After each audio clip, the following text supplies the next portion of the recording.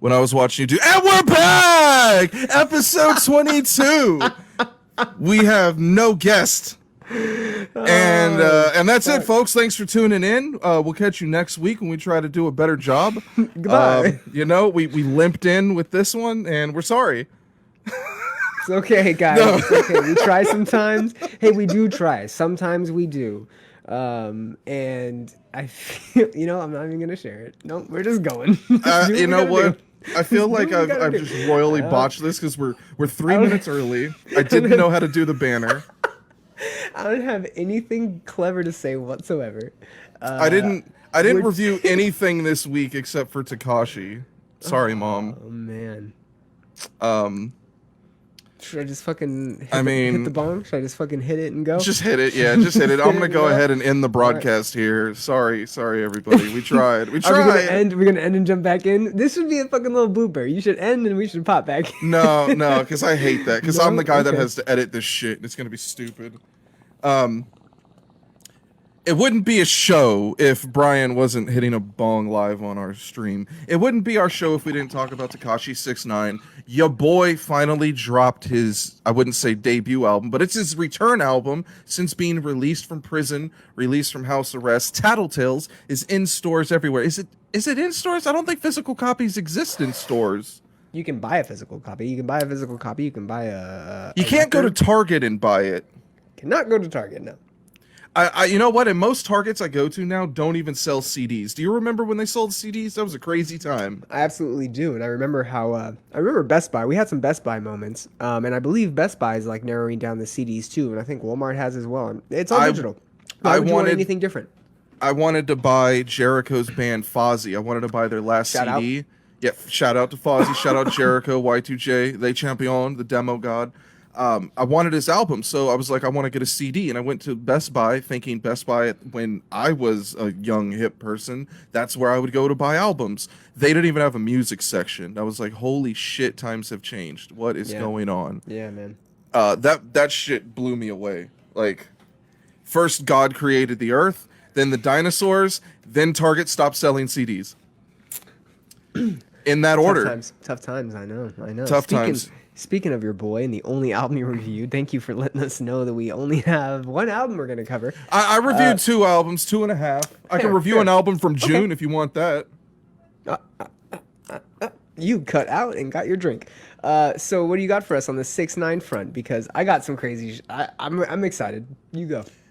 Shouts to Haley Renee Johnston, our most loyal fan, tuning in again. Always in here. Yo, Haley Renee, shouts to her. If you all need a model, you need someone in your music video, on your album cover, or if you need some loud, holler at her. Loud. Hey, can we engage with fans for just 2 seconds? Can I ask Haley some questions? I don't know. She probably already dipped, but go for it. Haley, can I ask you some questions? Are you here with us? Yeah, it looks like you're live. I'm not entirely sure. Probably not. Can you give me a thumbs up, a thumbs down? Okay. How is she going to give you a thumbs? Oh, you meant the emoji? I was like, she's not on camera. Yeah, thank you. Okay, you know what? I'm just going to mute myself and go back to my drink. I'm sorry. It's fine. Hey, if she go for it. Here we go. Hey, where are you from? Or you don't even have to tell me where you're from, but where are you currently? Where do you live? What is your address? Not the address, but I feel like you're fucking constantly in here, and I feel like you're probably in the Texas area. Anyways, she's not in Texas. I'm certain she's in a different state. Okay, never mind then. Fucking forget it then. It's crazy, right? I'm trying to hijack the fucking show. I didn't think we had any fans outside of the fucking 5 square miles that we have around us. It's fine. Go on. Okay, so that's an interesting point because I feel like we have more. Okay, Oklahoma, not too far away. All right, shout out to Oklahoma. Windstar. Have you ever been to Windstar? Give it to me. Go. I drove by it. Yeah, go. Yeah. Taking a sip from my orange juice. Get it. My guy, his orange juice. Cheers. A lot of our fans, and I use that term loosely. A lot of our several listeners are from different states. I always find it really important when you have a project like this or a band or any sort of thing that exists on the internet. It's more important to grab the people that aren't nearby, because I can go and grab my friends and put a phone in front of them and say, hey, listen to this. I can physically grab their iPhone and subscribe to our channels. But for somebody like a Haley Renee Johnston, I can't do much but say, hey, listen to my podcast.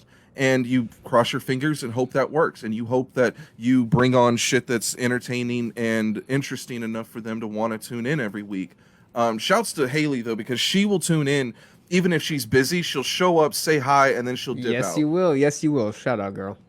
I say LOL too much. Don't judge me. Funny thing about LOL, I never, ever, ever say LOL. So if you get a text from me that says LOL, someone stole my phone. Please report it. But yeah, I pride myself on trying to stretch our fan base. So when it comes to getting a bigger guest or getting like an international guest, you hope that it crosses over, and you know, like having bands like Ingested on can help you gain that UK listener base, which is really, in our case, is pretty difficult because they're not tuning in live, because right now my boys in the Midlands, it's 6-hour difference, so it is 4 a.m. right now. They're not gonna be prime hours to be listening to us. But back on topic, Tekashi 6ix9ine, the king of New York. He finally dropped his album. It's dope as shit. Throw our names up. That's my That's the private What? chat. That's the private chat, man. I don't know what it means. Our names aren't on the screen of Brian. Oh, it's because I highlighted this. this with this stupid banner. You know what? It's more You important can that have people both. subscribe than knowing. You can still. I think. It's okay. It's okay. It's okay. It's okay. It's okay. It's all right. No. For don't those worry about listening it. on Don't worry audio, about it. please No, subscribe don't to our worry about YouTube. it.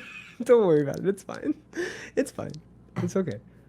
I've done both. You know, I don't know how you got this bitch to fucking slide around on here. fine. Okay, what do I got to do? Edit. Ticker. There's a ticker scroll option. across Ticker bottom option. ticker. Yes. Yes. All yes. right, god damn it.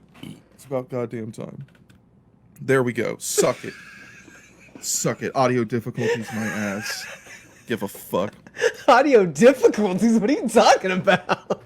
God. Nobody Okay, even look, said so I've been anything. on a 30-day Facebook ban. It got extended to 7 more days. It's been 37 days since I've been on here and activating all these extra buttons. Oh fuck! It's a Yeah, so rehab. my it's like fault. It's like a cleanse. No, it's beautiful. It's like going to rehab, except I didn't get super loaded before I went in. The best part is that you fucking read it out loud.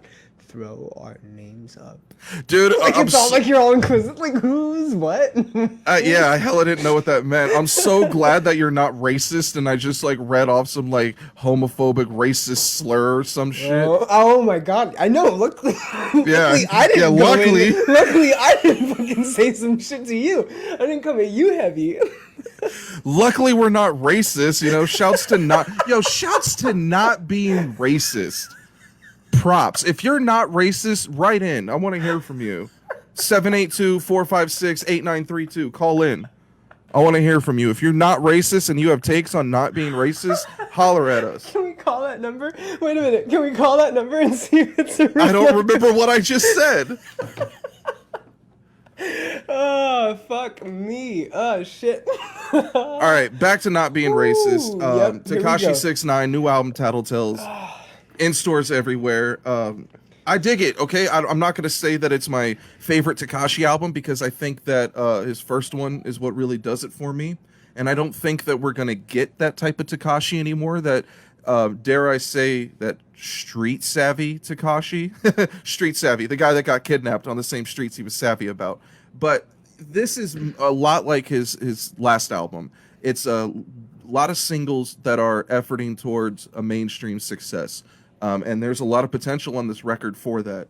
He could get these singles on radio. I think if the clubs were open in New York, this would help him a lot because Tekashi's in a weird space where he's debuted at number 2 on Billboard. He gets these big debuts and he sells a ton of copies. He does it fully independent. Now you're in a predicament where you're it's difficult to get radio play. I have no idea if Tekashi's on the radio. I have never heard him on the radio, so that's a toss-up.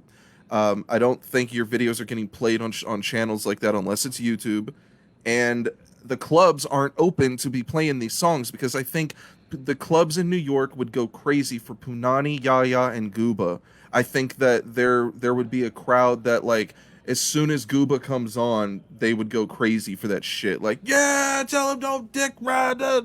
It'd be pretty big. You don't have that right now. Stupid or dumb? Like everybody. The whole club. Yes. Yeah, right now you don't have that, so that kind of sucks. Unfortunately. The only knock I could have on this album is that it's 13 songs at 31 minutes long. That's nothing new. That's kind of the trend now. Is your house on fire? Please don't be on fire. No, but I think we've got I think our cactus green light is going out. Is that cool? Can I leave it? Or is that annoying? I hope no one has epilepsy. I mean, it's just going out. I can unplug it, but... You know what? Do me a favor. Turn the other lights in your room off and just leave the flashing one on. Okay. Okay. Like right now? Yeah. Yeah, and while he does that, I'm going to remove him from the stream. And we won't have to worry about that shit ever again. Okay, and you're back to the Musselwhite Show. So, as I was saying, Tekashi's album is only 31 minutes long. You're not getting a ton of time with that. Yeah, it looks fucking stupid. That was a terrible idea. It's not a super long album, but it's still a great album. If you like Tekashi, you like that style, you're gonna love it. I would suggest like music lovers in general to check it out, because if you're turned off by it, you might find it comical somewhat. So that would still do something for you. But it's my album of the week, and it's the only reason that it's getting reviewed first thing on the show, because it's our boy Tekashi. I could hear you. I agree with you. You didn't hear a word I said if you're agreeing with me. No, I did. Yeah, it's underwhelming. That's how I felt about it. I expected every song to be a Gooba, to be a Punani, to be a or whatever the fucking track was. Is Gooba the hardest song on the record? Because I think it's detrimental to any album when one of your singles, like especially the first or second single, ends up being the hardest or best song on the record. Here's what threw me for a loop. And I go to a website for a lot of my albums, albumoftheyear.org, and it basically has a shit. It's a crowdsourced, a Reddit for album reviews. Take it, right? And you can create a profile, contribute to albums, give reviews, comments, right? There's critics that are on here, and the critics are rated critics because they have a certain amount of fucking wealth and depth behind their name and their opinion, right? Only one critic chose to review his album, and he gave it a 40 out of 100, right? Fucked up. And then 180 users rated it, and they gave it a score of 21 out of 100. And I don't know if this is like a hate that's just generalized towards 6ix9ine because of who he is and what his personality is, and that is a very real thing. But I was expecting an album as a fan that has been won over by him, a fan that thought that he was nothing. I thought he was annoying. My introduction to 6ix9ine was the video of him talking, but somebody had edited like a squeaky voice over it, and it was funny. But people recognized him because he had the 6ix9ine tattoo and he had the colored hair, and it was interesting, and he was a character. And then you find out he's like this thug rapper, and he is apparently like hyped, right? People are about him. People are really interested in him, and he's got a name behind him, and all of a sudden he's a rat, and he has this aura about him, so you expect this fire fucking punching album. He opened up with a rather lame track, even though it featured Akon. I was expecting like a singing part, yeah, but I wasn't expecting 6ix9ine himself to come in with like the melody and the singing. And though I enjoyed it, and it was kind of nice to have something a little bit different, the album didn't follow up with anything more stellar. It was lackluster. That song is out of place being the intro to the record, and it's long. It's like, also make it a minute and a half. We're talking about a sequel to a song that is 13 years old. Like Locked Up, Akon featuring Styles P came out quite a bit ago. So for a lot of like, let's say for instance, high school kids that like Tekashi 6ix9ine, when they go and buy it, they're not going to understand why this is a part 2. They're going to be looking through Tekashi's discography for the part 1. You know, they're not going to get it. And then they're not going to be able to excuse the fact of all the shortcomings in that song to be like, oh, well, you know, it's not his original shit anyways. Because that's how I felt. I was like, I'm not going to give this a full grade because I've already heard Locked Up. Beyond the relevance of that song and I mean, was there anticipation? Was it known that there was going to be a Locked Up 2? Was there any? It was known there was 2 Akon features, and in one of the videos Tekashi had with Akon in the studio, you heard Locked Up in the background, and I just assumed it was background music. I didn't think they were going to make a sequel to it. I will say this, though. When he comes in with the auto-tune, he sounds very... what's the opposite of out of place? He sounds like very correct on that song, you know? Proper? And it's... Yeah, he sounds proper. Proper. Proper. Is also, you know, trying to give you his take on prison, you know, why'd I even do that, blah, blah, blah. It's cool, you know, it's kind of what you're expecting or wanting to know since he was incarcerated. Kind of getting in the game too fast, admitting to kind of overstepping bounds. Like, it was, again, I wasn't mad at it. An intro, though? No, man. I'm expecting you to come in fucking hot. I'm expecting you to come in fucking hot. And Gooba be like the breath, track 4. Like, your first 3 tracks are just mad hot. Gooba comes in, and you're like, all right, I've heard this. I can take a Gooba could have been a better intro. I can fucking... No, I mean, yeah, it could have. Yeah, definitely, it could have been a better intro, for sure. But it also could have been, like, a nice, soft palate refresher at, like, number 4. And then number 5, you get fucking Locked Up 2. Oh, fuck, he's got Akon? Okay. All right, we already know he's got Nicki. We already know that he's going to probably have fucking whoever else he's going to have. Like, it's... And again, most of the tracks follow that kind of like low tone. What I do appreciate is the fucking instrumentation behind it, the samples.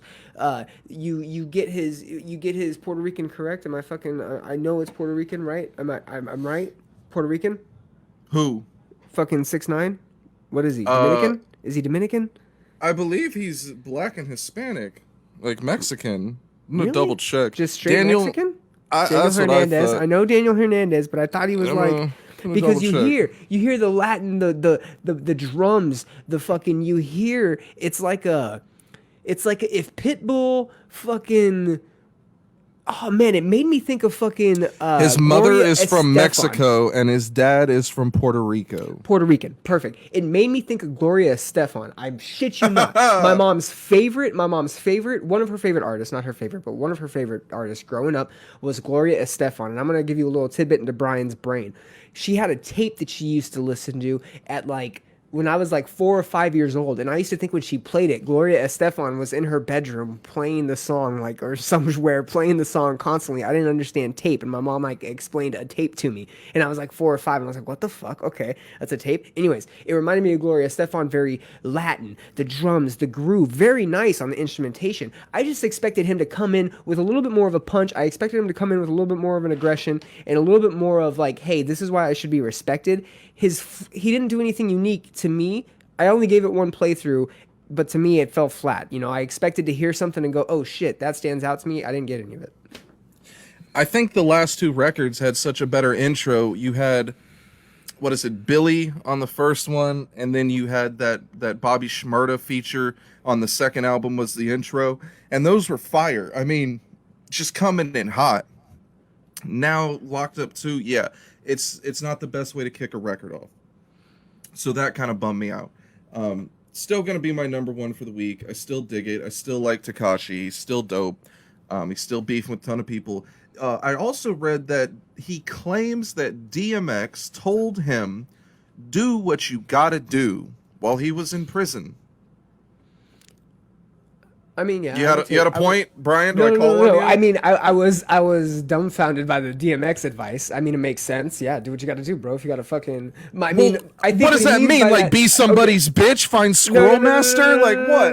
No, what I think he means is, yo, number 1, go in and fuck the biggest fool up you got to fuck up, because obviously that's the thing. Number two, if you got to eat dick, eat dick. Like if someone tries to mouth fuck you, you bite down on that motherfucker as hard as you can.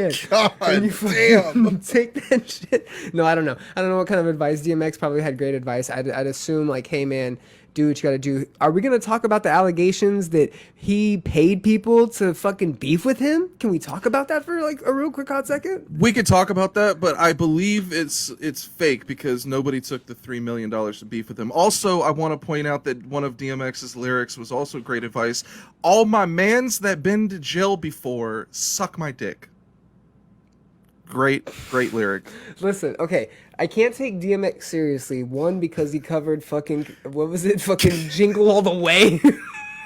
Rudolph Okay. the red-nosed reindeer. Okay, that's what bothers you. DMX was driving around JFK Airport with I know, a siren and a fake know. light, pulling people over, confiscating their crack, and then smoking it. He was confiscating your crack, Wasn't he also impersonating a police officer, and went to prison for it. Wasn't he also like a preacher for like a year and a half? I remember him being a preacher for sure. I remember that he came out and he had the fucking white tag. He fucking came out super proper and was fucking a preacher for a hot minute. And I was like, DMX, you smoke crack, bro. You can't be He wasn't a preacher. You were just really can't- stoned when you were watching can't- Exit Wounds. I'm gonna look this shit up. I'm gonna look DMX this fucking shit up. DMX had a stellar rap career. 5 classic albums to his name. They all went multi-times platinum. Okay? That's really difficult to do. 5 classic albums. Hey, I'm not knocking him. He also had a Weird life, prayer. bro. He also had a prayer on every album while rapping about killing you with a chainsaw. So he's a little conflicted. Bro, I'm telling you. Hold up, real quick. Hold on. I'm gonna give it to you straight from Wikipedia. All son. our You ready for podcast this? listeners You ready just for went this? deaf. No, you ready? No, I wasn't that loud. Ready for this? DMX is a Christian and has stated that he reads the Bible every day. While in prison, DMX stated that he had a purpose for being there. I came here to meet somebody. Don't know who it was, but I'll know when I see him. And I came here to give him a message. And that message is Jesus loves him.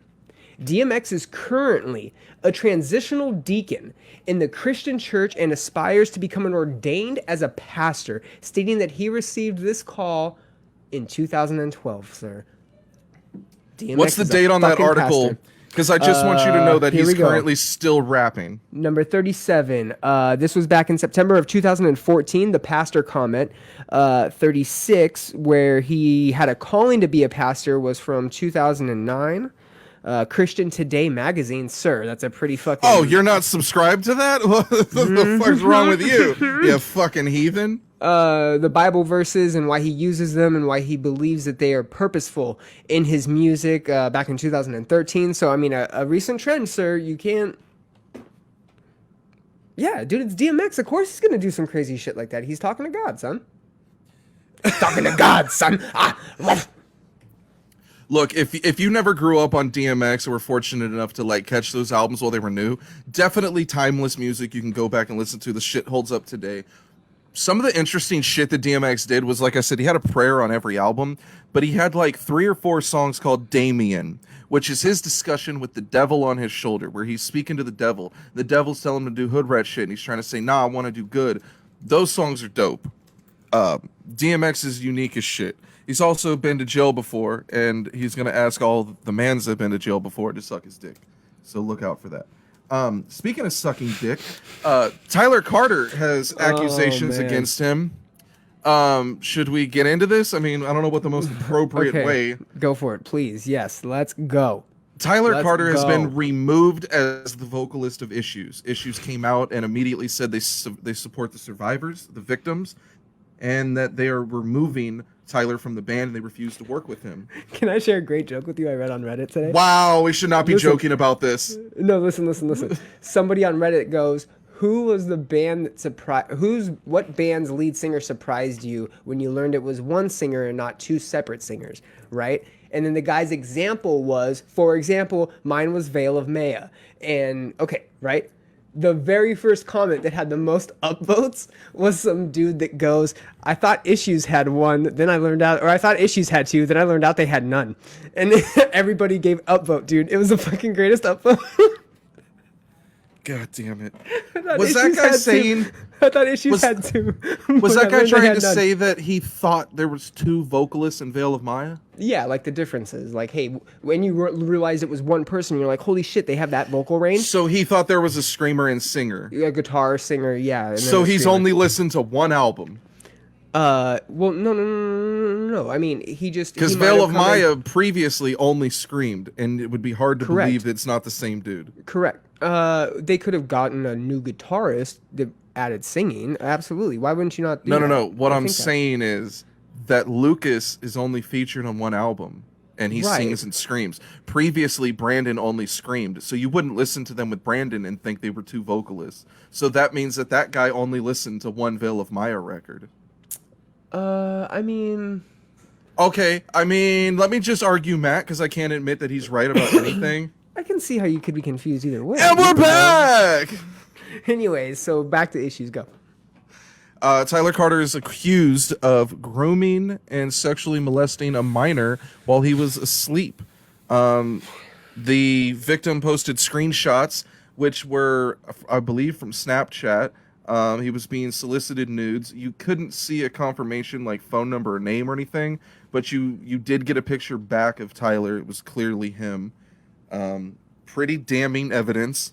Pretty disturbing, because this is a band that I used to hang out with on Warped Tour. It's a vocalist that I to be honest, Tyler was the person I talked to the least out of that crew, but he was always kind to me, always seemed like a gentleman. It's definitely a little shocking to hear that he was out doing this stuff, and since then more accusations have come in. Isn't that where you found some shit about the most trustworthy name in post-hardcore, Mikey Sawyer? Listen, this is what I was gonna say. I was surprised as well for Tyler, these accusations, and for them to just upright bounce him. Like, when you found out that he was out, you found out that it was because of accusations. It wasn't like, oh, Tyler has accusations, and then you kind of figured, okay, what's gonna go on, what's gonna happen next. And something that I think we were expecting was maybe like a little bit of like assault and a little bit of some weird like rapey shit, whatever. I didn't think that was the case. What I did read into was it was a lot of like a grooming and a lot of like, oh, hey, you can come to shows and you can do this, but you have to do this, right? And that's not good. That's not good either way, right? And so his statement, he said that he had reached out to the people that he had thought he had hurt and apologized and, sought to maybe make amends, right? Did you take his statement as sincere and heartfelt? Because I found problems with it. He signed it Infinity, and it annoyed the fuck out of me. I don't understand why, but I get it. Okay, dude, you're just being you're being you.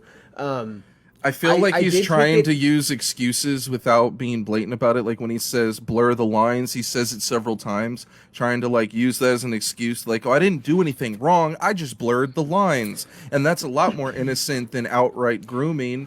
Like, it's pretty obvious. Like, if he did, in fact, sexually molest this person while they were asleep, that's despicable. It is. What we're looking at is we're looking at the vernacular. We're looking at the vernacular, right? We're looking at how he's saying things, and all we have is this text. We don't have him on video. We don't have any type of like, facial things to read, any type of cues. All we have is a text, right? But he's trying to hone in a point, right? And he's being very specific with, hey, the lines are blurred. So he's already trying to spell out that there's, hey, maybe the intentions of this were there, but the perception was this, right? He's already trying to plant that, and that's what most people are going to do, and that's understandable. What I took that as being generic. I took it as being very generic. That's what everybody's done so far. That's fine. It came out real quick. I expected maybe to hear from him in a week, maybe to have like the dust settle a little bit, and then have him address it. I didn't expect it to be within the day or two. I appreciate how quick he responded, because the not biggest how generic it was. No, I mean, but that was going to probably be the same if he waited a week anyways. I have a big problem with bands like A Day to Remember and Pierce the Veil, who either wait so long to make any announcement about kicking said member out, or they don't make any announcement at all and they sweep it under the rug. I'm looking at you, A Day to Remember, you fucking frauds. Hey, and so, okay, this is where the Mikey Sawyer thing comes in. But I want to go back to the Tyler Carter and what he's trying to do in that statement he made. He's repeating, blurring the lines, and he's painting this very clear picture of his intentions were not bad. His intentions were good, and maybe it was misconstrued, or maybe they perceived it the wrong way, or maybe he overstepped a boundary without recognizing it, and he can understand how that could have happened. Hey, right? And so, listen, Mikey Sawyer, the former lead singer of Misfortune, who himself has been arrested for beating the fuck out of his significant other at the time, which adds more complexity to the story, because as far as I know... You're a piece of shit, Mikey. It's on site, boy. On site, son. And as far as I know, the significant other was a female, and this is going to blur the lines here. So, it's funny that you say the most trustworthy name and you call out Mikey Sawyer, because I was going to preface this with, I'm getting this information from Lamb Goat, and I want to preface this in a very specific manner. Lamb Goat recently broke some news about the lead singer of Atreyu and him exiting the band, and then some claims came about and said, hey, that wasn't true. And there have been some times in the past where Lamb Goat can kind of teeter a line of like questionable information. They're not paying for advertising, so you can't say their name again. Okay. So in this, they said that they reached out to Mikey Sawyer after his name was brought up in a Twitter back and forth, and for him to come forward about his, encounter with Tyler Carter. And so apparently... Mikey Sawyer, and this is what it says, we subsequently reached out to Sawyer for clarification, and hours later received a lengthy explanation during which Sawyer accuses Carter of predatory behavior and coercion. Earlier today, Carter issued an apology. This is, I guess, coming from Mikey. Earlier today, Carter issued an apology for his past mistakes and claims to have reached out to those who have been hurt and affected. Sawyer says he's still waiting for an apology. Mikey lays out this fucking, 10, 12 paragraph just explanation of what went on. And here it is summed up. Him and Tyler met over a feature that Tyler was going to be on a Misfortune track. He is very specific about how the pay goes on. It was $800, and he was fickle about it. And so he nitpicked a bunch, and he's calling out Tyler in the process for nitpicking. And then at the end, eventually they did it for free because it was such a hassle, and Rise kept taking the song down anyways. So he makes those very clear points, right? He also has a couple different accusations in this that have to do with business endeavors that they were involved with. But where it gets kind of weird is... initially, Tyler hits on Mikey, and Mikey says, hey, I'm not gay. And they kind of leave it at that. They interact for the song. They interact for a couple other things, like band management type of stuff. And then he's not gay? Listen. I think I have to apologize to him. Listen. Who, Mikey? Boy, I've said some shit about him. Okay, so, hey, listen. Okay, hey, you know him. Okay, so, he then says that after he tells Tyler that he's not gay, that he thought it would be weird, but it wasn't. Tyler actually was being super friendly and even invited him to come over and hang out after a show, which they did. Tyler, I guess, came on him again, and his response was in a text. So they're in a group. Tyler goes, hey man, I really want to suck you off so bad. This is all Mikey's quotes. Mikey says, aw shit, I would, man, but there's too many people around. This is after Mikey has already responded via text that he is not gay to Tyler, but really wishes that they could still be friends, which they continue to still be friends. Okay, so listen. After the show... Okay. It just goes to show you that everyone's dying to fuck a band, dude. Listen. Okay. And so... I'm going to go ahead and mute myself. So, you can keep on. No, please stop. We need the laughter. So then listen. And so after that, they still hang out. They go to McDonald's. Tyler gives Mikey his credit card, and Mikey goes, oh man, I thought that this was so awesome. I've turned him down twice now, even though the second time was a little more or less misleading than the first time was. And yet he still trusts me to give me his credit card, and I can go buy some McDonald's. What? Fast forward to 2012. There's a Sumerian tour, some stuff's going off. Apparently there's an introduction from Mikey to Chris Crummett and Tyler. So apparently Mikey introduced Chris Crummett and Tyler, and that without him, there would be no issues, just as without issues, there would be no or without Tyler Carter, there would be no misfortune. And so that's a very weird statement to make. I feel like you're trying to pull this strong arm, like there would be no no issues without Mikey Sawyer. Like, really, son? Because look, as much as I love people knew about you. As much as I love Chris Crummett, they would have went and recorded that album somewhere else. Like that shit don't even matter. Like, look, if Tyler Carter is responsible for Misfortune, then that's 2 strikes against him. I'm getting hot, son. Okay, here we go. So, That's because you don't run the air conditioner cool enough in your house. Okay, so then listen. After that, this is where issues started and things became passive, according to Mikey. There was a tour that Issues was on with Attila, Ice Nine Kills, and Make Me Famous. He's being very specific in these accusations as well.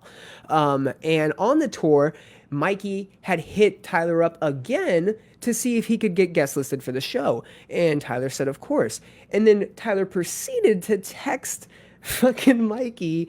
I want your pee-pee. He asked if I could, and quote, fuck him outside next to the dumpster.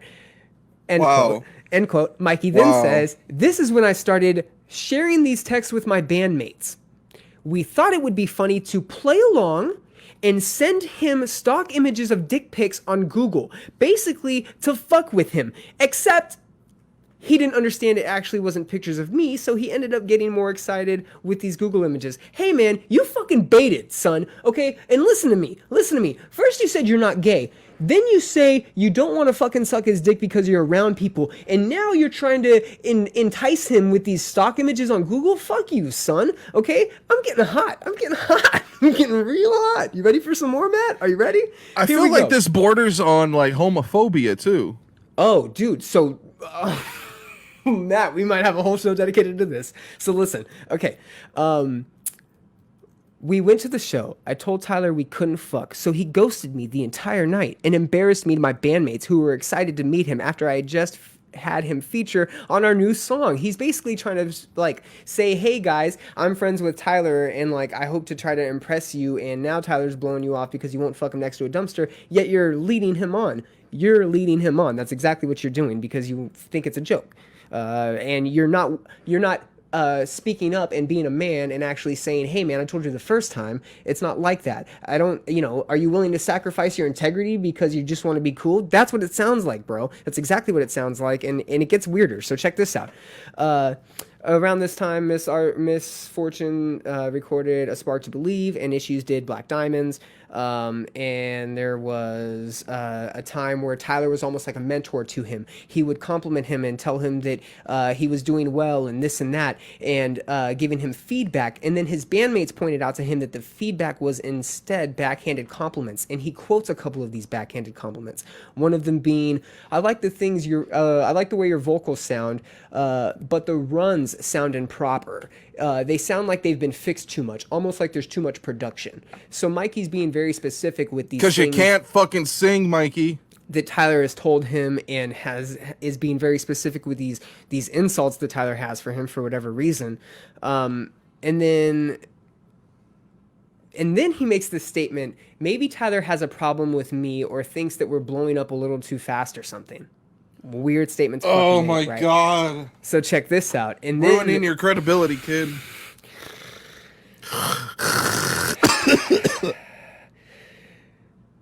2014, there's this tour going on that, in fact, it was a pretty popular one. Slaves, Hands Like Houses, Alive Like Me, and Misfortune.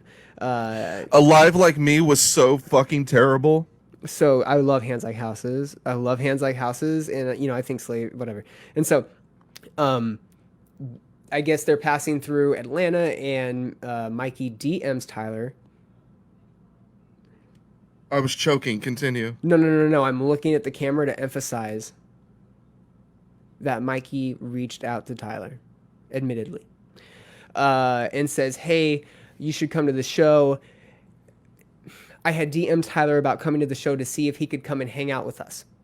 He made up some excuse why he couldn't come, but invited us to come stay the night at his house that he shared with Michael Bone and a few other roommates. Listen, why do you have to say that he made up an excuse and then invited you over? Like, you're making an accusation yourself, sir.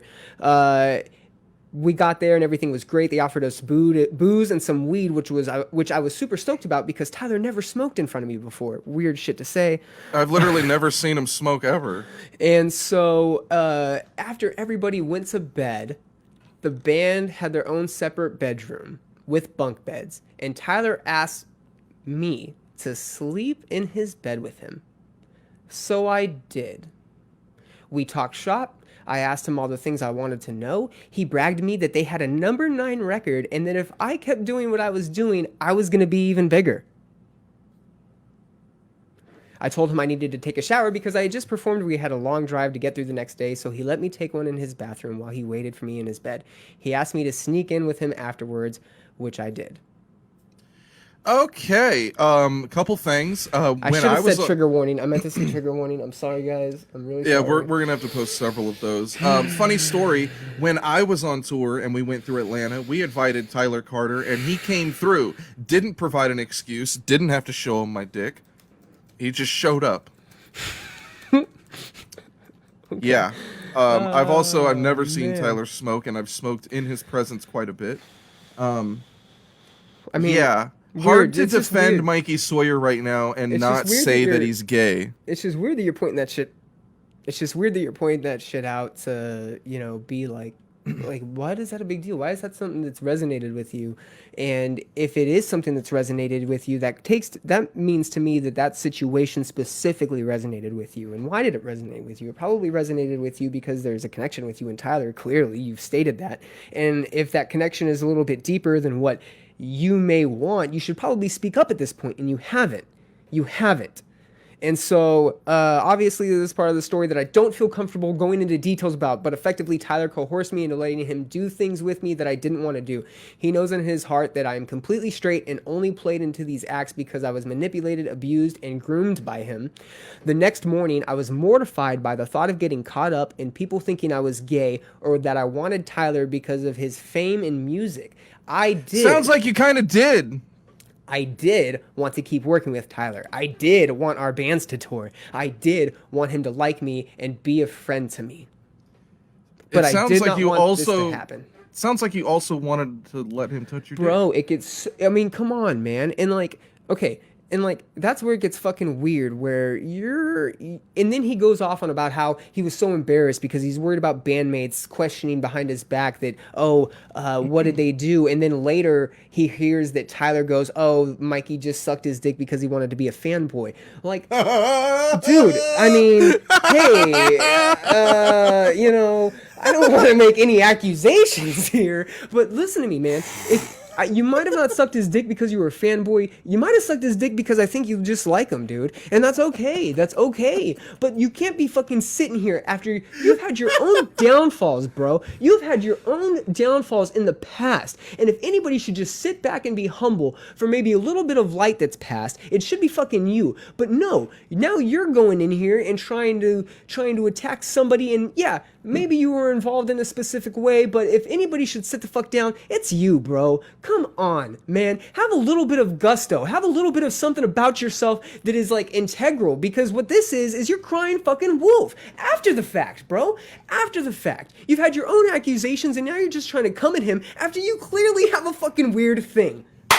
I'm done. I'm not gonna fault him for not coming out with this sooner because, one, it incriminates you, makes you look gay as fuck, end of story. But two, I understand the pressures of being in a band and keeping relationships with other bands on the up and up, because whether you're friends or you're using them, you need these other people to get bigger. 100%. So I understand if and this is a prime example of why there are bands that do shit backstage and somebody witnesses it and they don't go run and tell. Now, I had a discussion this week with the Twitter user, Kate. Shout her out. She's a big Slaves fan, cool chick.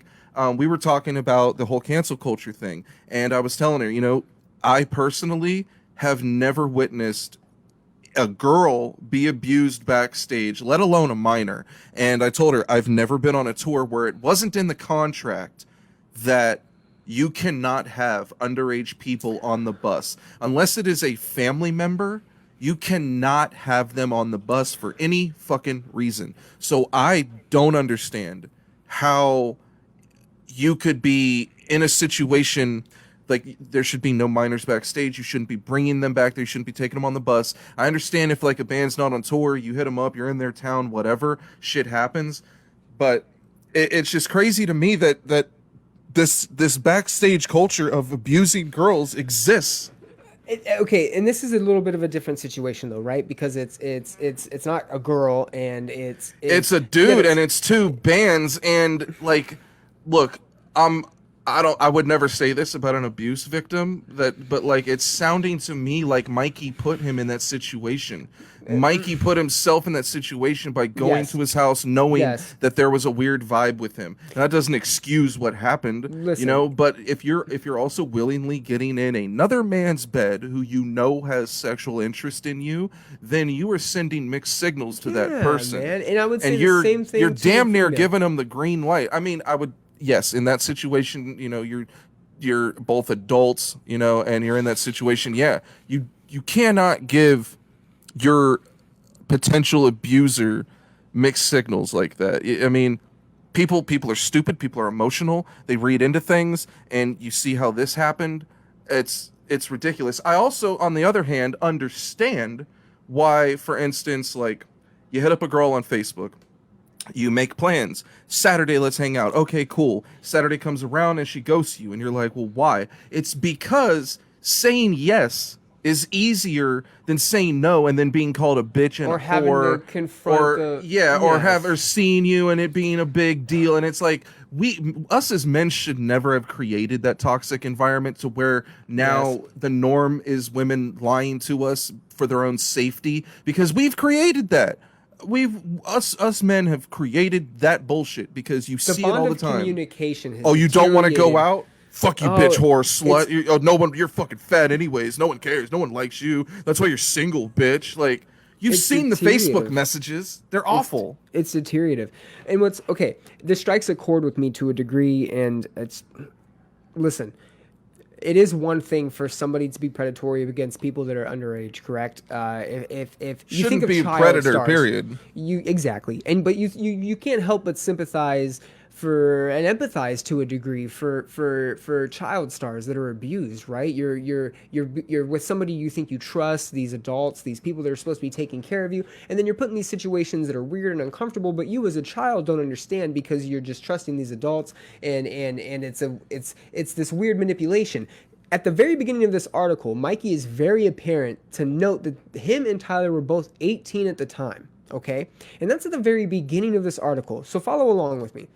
The beginning of this article, when they meet, who knows when it is? I don't know the exact year. I don't think he mentions it. I'm scrolling back up real quick. 2011. Okay, 2011. You're 18. Fast forward to 2014 when you have this sexual encounter with Tyler. You're 21. Listen, man. I mean, at a certain point, I lose the fact that you're being manipulated at that point. I lose the fact that it's a line of like, hey, I have these certain feelings and these certain intentions and I'm willing to act on them. Or I'm uncomfortable, I don't like it, and I have the wherewithal to make a decision to not do this. And it sounds like you made the decision to do that. It sounds like you made the decision to go back on the fact that you told him no in the first place, and then you continue to have this weird leading on process. It's apparent.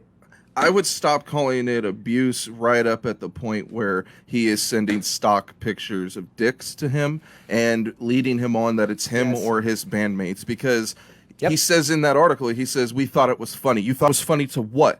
To lead on someone you find abusive? To lead on someone you know is gay? To further a problem? You're furthering the problem? For sure furthering a problem, because either you're making fun of him because he's gay and came on to you, or you think he's abusive and you want to further the joke?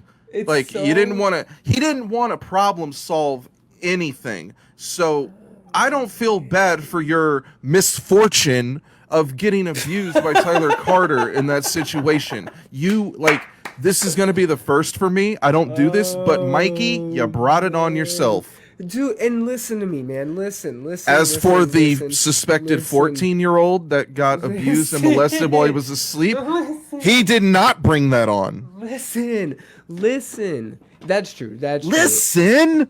That's true. Again, back to my point, man. You know, you walk a very thin line, Mikey, because you've been in the hot seat before, man. And I believe you point out that you didn't want people to think that you were chasing clout. You didn't want people to think that you sucked his dick because you were a fanboy. You didn't want people to think that the only reason that you were successful because of Tyler Carter, and yet you make it a point to bring your bandmates around him. You make it a point to hit him whenever he's in town on tour, to go and hang out with him. You make him a point to reach out to him. It sounds like he was willing to get abused in order to secure that Issues Misfortune collab. I mean, and then you have your own accusations, man. And you sit here. You beat up your girlfriend and then man. you go online and act like it never happened. And if anyone dare brings it up, you block them. So I'll definitely say this. Yo, Mikey Sawyer, it's on site, homie. The only reason I'll support your band is so you can tour again so I could whoop your ass in 3 different states. You kick a man while he's down. When people associated you with him, you should have said, I wish Tyler well. And that's all you should have fucking said, because you've been in that place before, and it's just not cool, man. Yo, if Mikey sucks dick, holler at me. I'm trying to find out. DMX got some advice for you, son. Yeah, even if you ain't been to jail before. Anything else, because we've spent like 40 minutes on Tyler Carter. I know, dude. I'm sorry. I mean that. No, you're good. I got some short topics for us. We got a lot. We got fucking, let's go. ASAP Ferg allegedly kicked out of the ASAP mob. Or was he? He says he was. ASAP, there's like 30 of these motherfuckers. I can't remember all their names. ASAP Illest said he was kicked out. ASAP Nast says he wasn't kicked out. This is kind of the same thing we saw with the Atreyu vocalist last week. Did Lambgoat report on this? No. So, and also now they owe us $400 for that advertisement. No, they didn't report on it. The thing is, though, is right now, as we're live right now, I have no idea if ASAP Ferg is in the ASAP mob or not. But I did see a really funny comment posted in there. It said, "Who gives a fuck? Only white boys like that ASAP mob shit." And that's when I replied, "What the fuck is an ASAP mob? Griselda in this bitch." Griselda in this bitch. I'm trying to find this fucking article or not an article, but a bunch of links that said that it's official that he wasn't. It was, or not official, but it was on Reddit hip hop forum. And basically, it was a bunch of the ASAP mob people pointing to the fact that he wasn't ejected, and that it was more so a misunderstanding. And how do you misunderstand if you're kicked out of your crew? Someone said spoke too soon, and that's what I'm trying to find. I'm trying to quote who said spoke too soon or spoke out of line. And it's like, that resonated with me because speaking out of line to me is like, hey, you said some shit that wasn't either supposed to be said right now or you spoke too soon kind of thing. And like, is it just, did that happen? Is that what happened? Like, we need to figure it out. And if everybody's going to jump and go, oh, no, it's not. But then it comes out later that he is, like, okay, what? Why would you say that? I could totally believe it because outside of ASAP Rocky, like ASAP Ferg stands alone outside the group. Like he goes and does big dance festivals, your Ultra Music Fest, Coachella, all that sort of thing. He doesn't need that ASAP. He doesn't need that giant ASAP mob tour like everyone in there not named Rocky needs. You know, like I can't tell you, like other than reading these articles, I didn't know there was an ASAP Nast. Like I don't know who any of those motherfuckers are. I mean, I'm sure there are people that do, right? You know, I'm sure there are people that apparently white boys. Yeah, you know, and like, I mean, I'm interested because I have seen ASAP Ferg. I'm a mob fan. I think that anytime this kind of shit happens, I mean, what do you do, dude? You fucking drop the ASAP name, like, yeah, Ferg's already got his own thing. He's already got his own foundation. He's already on his own plane. If anything, I would dare them. you know, dare them to take the name from me. Like you go through because bro, he's not if you're just any less than as Ferg, dude. But that's a stupid name. Oh, shut the fuck up, dude. He's already got the name. No, Ferg. he should just keep ASAP. Little Ferg. Oh god, he ain't even Lil. Lil Ferg. He's gigantic. He ain't even Lil. He's like the thickest dude in that crew. Let's go. Oh man, speaking of annoying bitches, Dr. Dre's wife, his ex-wife, wants $2 million a month for spousal support in their divorce settlement, which is similar to what Future's going through. Future is being ordered to pay $3,200 a month in child support to his baby mama. Now the order is temporary. So because his baby mama asked for $53,000 a month. I know you. She asked for $53,000 a month. She wanted $53,000 a month. Hold up, listen. Okay, if there's one thing that I'm staunchly against, it is fucking the divorce laws that they have. It is divorcing rappers. You should not divorce Future. That man is a G. Shame on you, Ciara. You don't abandon your man when he's drinking lean. You stand by him. Now you with that cornball Russell Wilson. Look at you raising Future baby. Russell Wilson? This isn't 2011 Russell Wilson. This is 2020 Russell Wilson. Cornball Central. Out of here. Cornball. You know, I feel like cornball. We can completely ignore the fucking Future shit. Let's go back to fucking Dr. Dre's wife. Dr. Dre's wife wants $1.9 million a fucking month. A month. Mind you that they have a prenup, right? In alimony, right? Well, it didn't state not alimony. Child support. It said, not child support. It would be like some form of alimony. They said spousal support. How outlandish is that? That when you separate from a person, you have to pay them until the day you die. That is fucking outlandish to me, bro. See, this is why when I'm rich and famous, I'm just gonna go find me the hottest, sexiest Starbucks barista, and she gonna keep that job, and I'm gonna keep her there, and she gonna sign a prenup, and when we get divorced, she gonna right back to making almond milk lattes. No hesitation. Speaking of which, I'm so glad we're talking about this. I need to do that. I'm like, oh my God. Yeah, you're getting married. Yeah, dude, make that bitch sign a prenup. What's wrong with you? We want prenup. We want prenup. Yeah, no, dude, I know your fiance. I wouldn't trust her. Yeah, make her sign several forms. Yeah. I'm gonna need you to sign these. I'm gonna need you to sign. So with all these huge financial figures and these rappers being involved, it begs the question, how much is having a rapper's child worth? I mean, I only think of fucking Lil Wayne and just what he is fucking having to deal with. Do you know who Lil Wayne's baby mama is? He's got a few. I know, that's the point, right? The thing is that he's got a bunch that he don't even know about. Like, that's the fucking, it could be anybody. There's one of them is a former R&B singer named Nivea. Not the face wash, but yeah, an actual chick named Nivea. She was really cute. She had a huge ass. So when I saw that, I was like, oh yeah, bet I'd smash that totally. But it's always funny to me when it's like Diddy and what was that girl? She couldn't sing for shit. She had that song where she was all nasally. Not Tiara Marie, Chrissy. No, damn it. I'm gonna figure out that name. Sorry, dude. I know. I'm sorry. I'm normally fucking. It's the same thing with Dr. Dre. Dr. Dre went and knocked up like R&B singers that he signed. That's a bad move. That's a bad business move. You can't be doing that shit.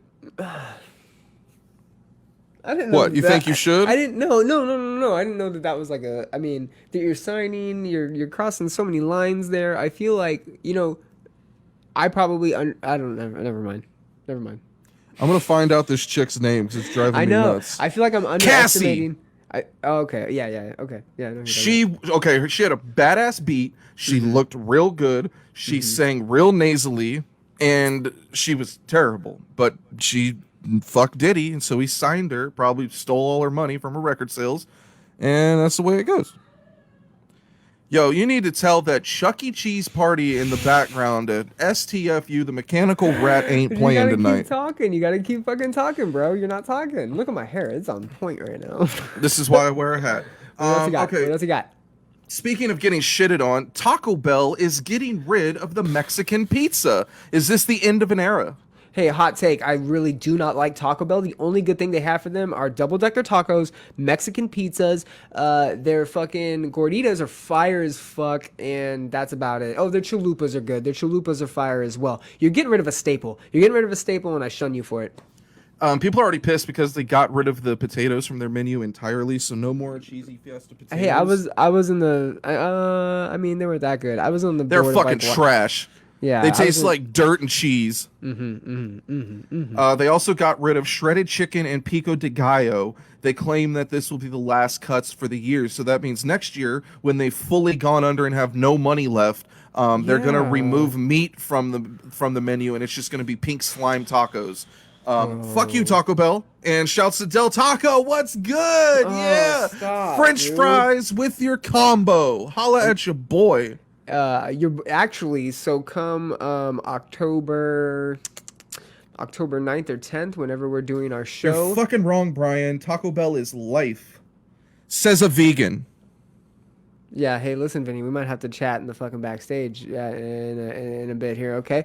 And by that he means throw hands, bitch.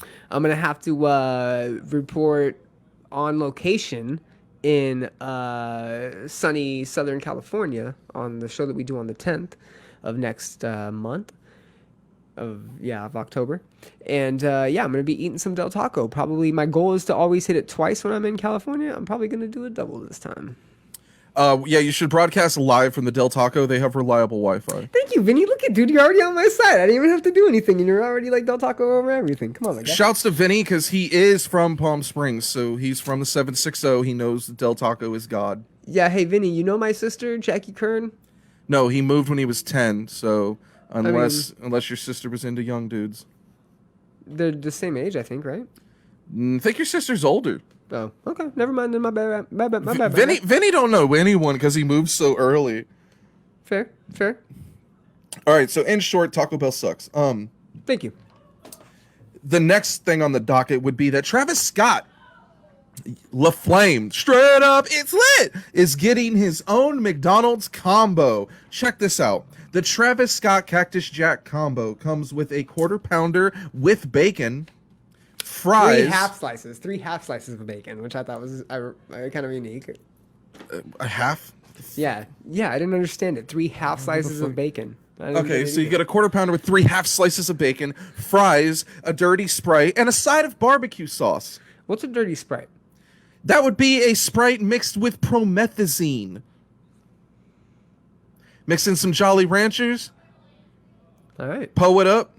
All right. Poe it up. Sip some lean. I got you, Vinny. I'll bring you Some back drink. whenever you want, baby. Drank. Drink. Okay, so nothing on Travis Scott. Straight up. I'm excited about it. No, I'm fucking. I can't wait. I can't wait. Yeah. I read that. Okay, so when I initially read the story, and I've now read that it's going to be like a secret menu item, right? I read that it was just his own item he gets, and like, can we order it? Can I go and can I get this Travis Scott? It's burger? publicized so you can order it, but look, I don't go to McDonald's enough to go and order this. Plus, the quarter pounder comes with mustard and ketchup, which I find disgusting on a burger. He replaces it with burger spread. No. Yes, he does. I read the tweet. Yes. The one I read said it came with ketchup, mustard, and bacon. It had a whole diagram of what was going on as quarter pounder. And why not just customize a Big Mac?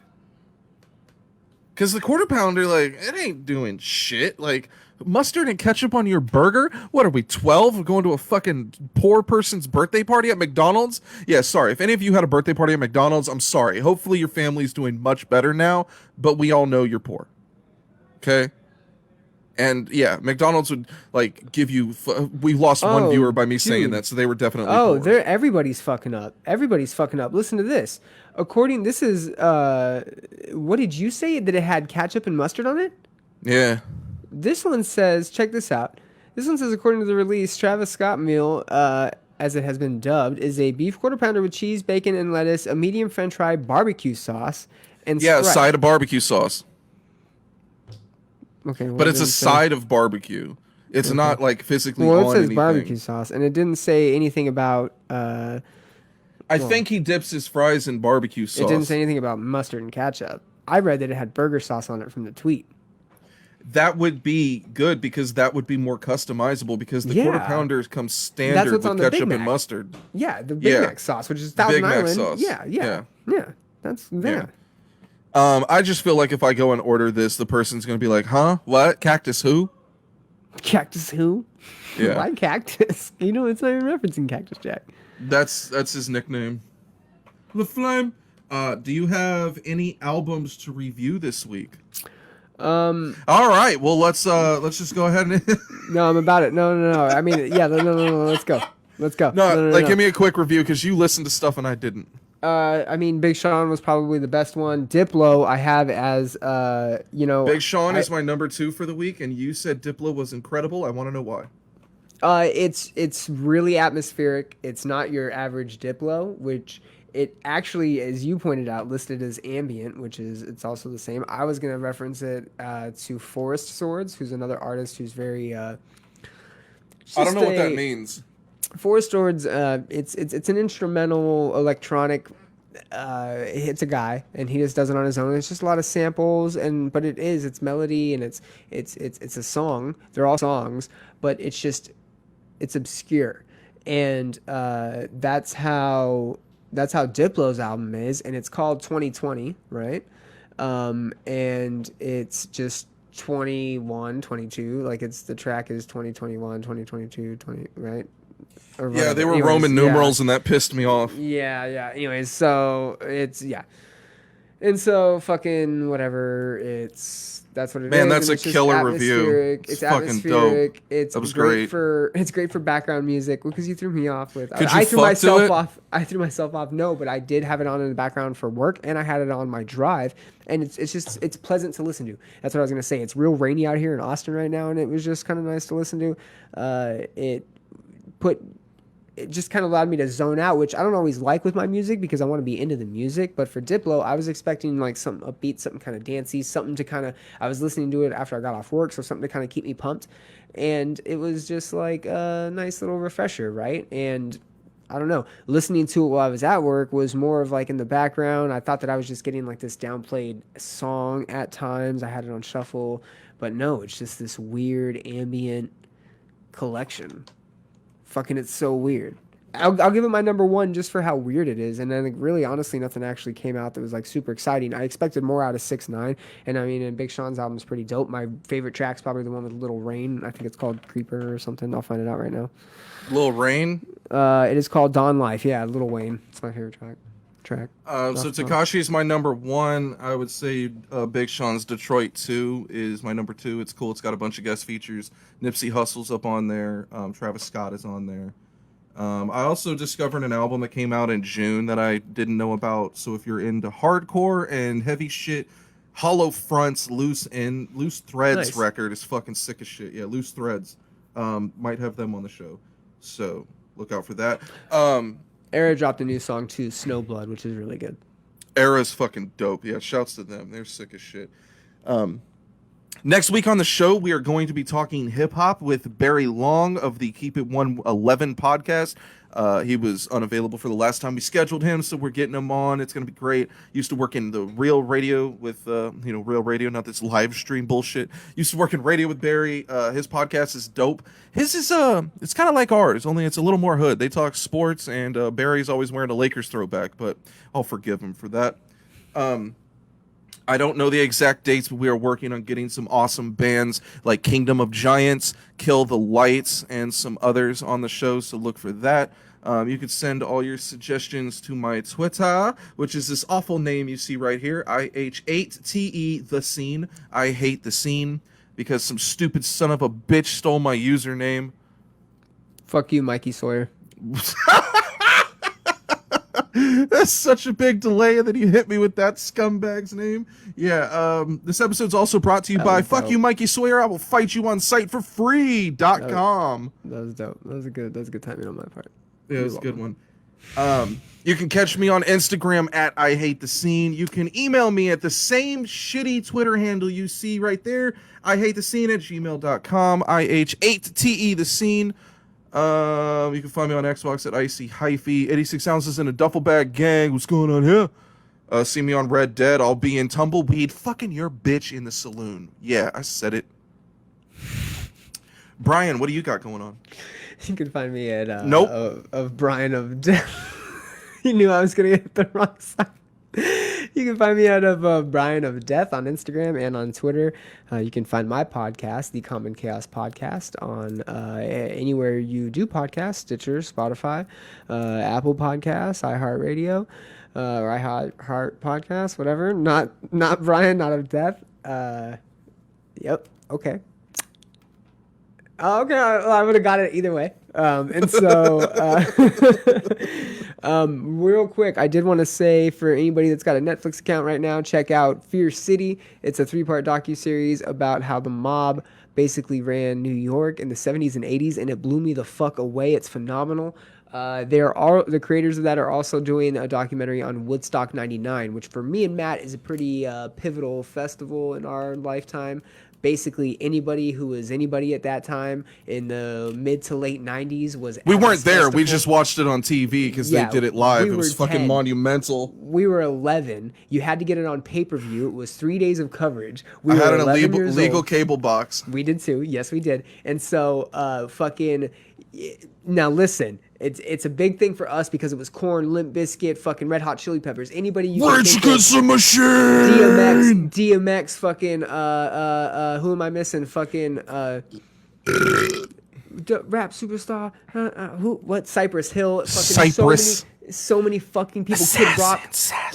Kid Rock actually started a charity at the event. It gets fucking even weirder. That wasn't a charity. He just wanted cigarette money. It turned in to a literal shit show. And this company that did this phenomenal documentary on, they also did the Firefest documentary, and they also did the Fear City documentary. They're going to do the docuseries on Woodstock 99. It's going to be phenomenal. And I wanted to give a shout out to the Agony Scene. They lost their bassist, Jay White, to an illness, undisclosed illness, but apparently he was battling it for quite some time. There's a GoFundMe out there for him. But yeah, that's never easy when the scene loses someone young. You know, Agony Scene pretty pivotal back in the day. And while we're on that, I want to RIP to John Thompson, the former Georgetown coach. That's why I'm wearing my Allen Iverson Georgetown throwback today. Iverson, one of the greatest point guards to ever do it. A lot of people in Texas wonder why I have a Georgetown jersey. It's because I have every Iverson jersey, bitch. Yes, if you have a Netflix account, I also want you to holler at me because I want to get your login details. If you have Disney Plus, I want you to make sure you do not stream Mulan. Boycott Mulan and their attempts to try to charge you $30 and then give it away for free. So fuck Disney for that. This episode's also brought to you by not harassing the AT&T girl, punching Mikey Sawyer in the face, not being racist. Yeah, that's always not harassing the AT&T girl. I like her. Yeah, she's beautiful. You know, she's a good-looking woman. She likes to show her tits. Fuck you guys. You know, she wasn't even showing her tits. It was just cleavage. I meant that though. She likes to show off. Who the fuck cares, dude? I mean, you got empowered. She feels empowered. That's all. You don't need to send her a dick pic. Empower women. Empower women. That's all I'm saying. This episode is brought to you by Empowering Women. Yeah.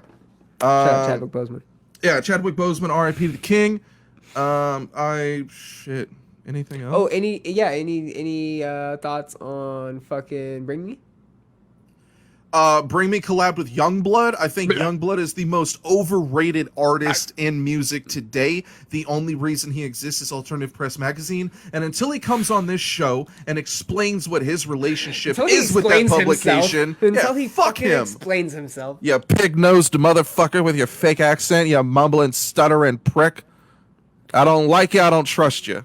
Can you have Liberty Spikes if you fucking are European? I believe that's a U.S. thing. I believe that shit died in the 80s, bro. What are you gonna do? What are you gonna do afterwards? Throw tea off a ship, you fucking poser? I hope we don't get a whole bunch of fucking British punk rock hate, dude. Hey, bruv, I didn't appreciate the way you were talking about Youngblood, mate. Hey, mate, I hope I have you know, mate, that it's a fucking British.